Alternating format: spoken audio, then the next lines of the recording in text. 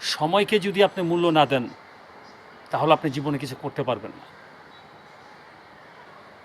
কারণ এখনকার জামানায় জীবনের চেয়ে সময়ের মূল্য অনেক বেশি। যারা সময়কে মূল্য দিয়েছে তারা জীবনে এগিয়ে গেছে। আর আপনার আমার বিষয় দুটোকেই আপনি মূল্য দিন।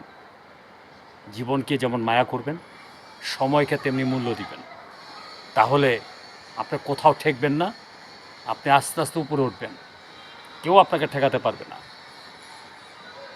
আর যদি আপনি সেই চিন্তাটা না করেন তাহলে যে কোনো সময় আপনি খালে পড়ে যাবেন।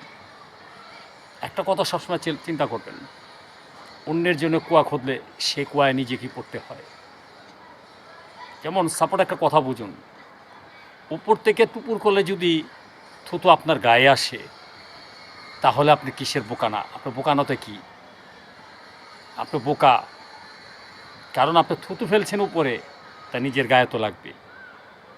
এই ধরনের কথাগুলো বোঝার দরকার আছে, ভালোবাসা দরকার আছে, সময়কে দরকার আছে।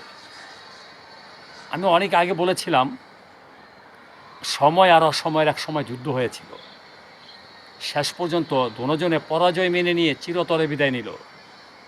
তাই সময়ের যেমন মূল্য বেশি, অসময়েরও মূল্য বেশি। কথাগুলো খেয়াল করবেন, কাজে লাগবে।